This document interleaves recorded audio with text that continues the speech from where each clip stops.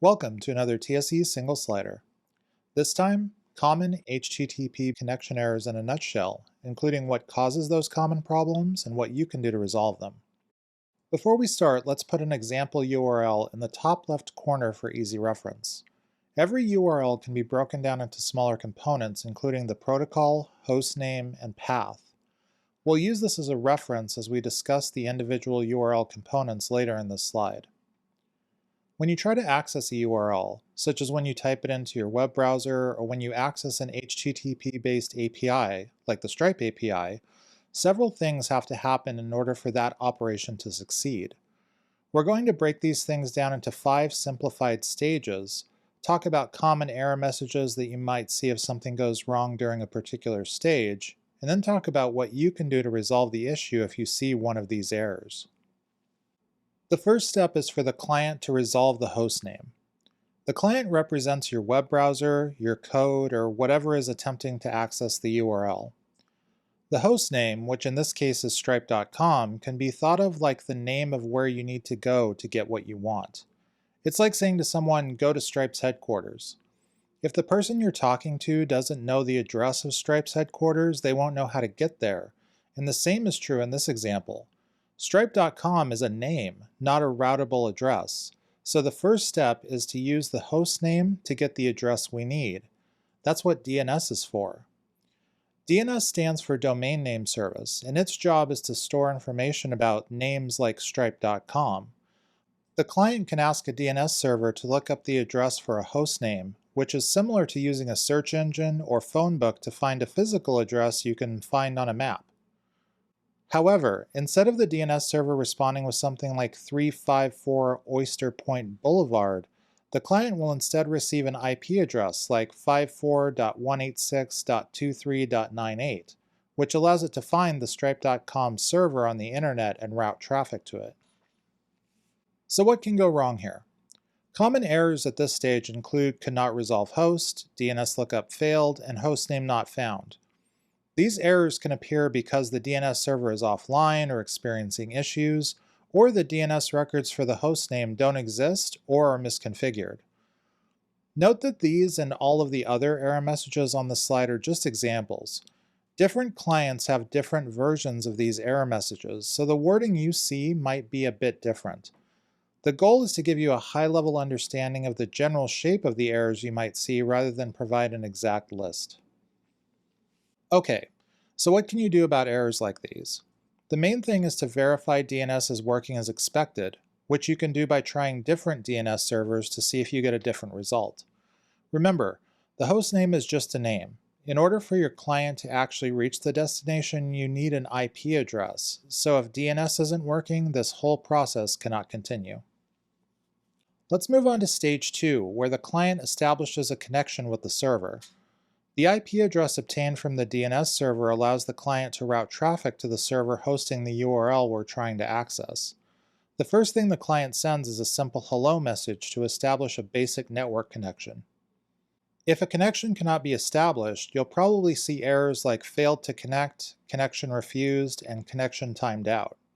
If you see these errors, you should verify other URLs can be reached to determine if the issue is on your end or the server's end. Make sure the server is online, confirm a firewall is not blocking the connection, and make sure the server is not overloaded. If a server is under heavy load, it may not be able to respond to the connection attempt quickly enough before your client times out and considers the connection attempt a failure. Next up is stage 3, where the connection is secured. The URL in this example is using the HTTPS protocol, which means a secure HTTP connection. If the protocol was HTTP without the S, this stage would not happen. The specific process of securing the connection is complex and well beyond the scope of this slide. In a nutshell, certificates and keys are exchanged, verified, and a specific encryption scheme is agreed upon between the client and server. Usually errors at this stage will manifest as things like certificate is expired, certificate not trusted, or any error message that mentions SSL or TLS. Most of the errors you're likely to encounter at this stage are caused by problems with the SSL/TLS certificate provided by the server, So examining the certificate for problems should be your first step if you see these errors. SSLLabs.com is a great tool for examining these kinds of issues. It's also worth noting that if you're using an older or out-of-date client or operating system, you may see some of these errors. Clients verify the certificate provided by the server using trusted root certificates, and those trusted root certificates may be out of date or missing if your client hasn't been updated in a while. Usually trusted root certificates on the client are included in operating system updates, so installing updates or upgrading may be worth a try if you find yourself hitting certificate issues and things on the server seem to be okay. Moving on, step 4 is sending the request. At this point, both the client and the server have established a secure connection, which means they each have keys they can use to encrypt and decrypt messages sent back and forth. So the request sent in this stage is encrypted and secure. The request includes the hostname and path, so the server knows exactly what we're trying to access. Common errors at this point include operation timed out, connection reset by peer, and connection aborted. If you see these errors, you should try the operation again, make sure the client and server network connections are stable, and confirm the code or operations on the client are not taking too long to run, which may lead to a timeout. Note that a lot of the errors at this stage are often transient and are usually caused by a temporary network glitch, so trying again often resolves these issues. Finally, we have stage 5, which is where the client receives the response from the server. The response will ideally contain the resource we're trying to access, and often takes the form of HTML for a web page or JSON data from an API.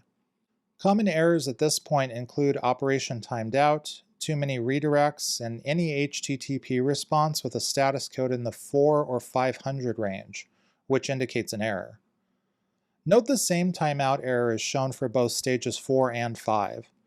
Timeouts during stage 4 usually indicate something is taking too long on the client, and timeouts in stage 5 usually indicate something is taking too long on the server. Thus, to fix the errors in stage 5, confirm the code and operations on the server are not taking too long. If you receive an HTTP response, examine it for details about what went wrong, and make sure the response actually came from the server you're trying to connect to and not some kind of firewall or security appliance in between. Sometimes it can be difficult to tell the difference between stages 4 and 5 depending on the environment you're operating in. But for things like timeout errors, knowing if the delay exists on the client or on the server is often key to resolving the issue.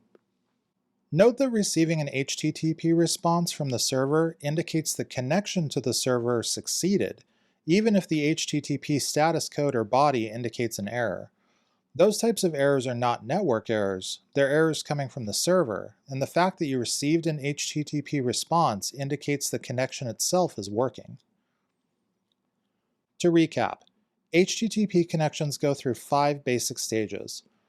The client resolves the hostname using DNS, establishes a connection to the server, secures the connection, sends a request, and receives a response.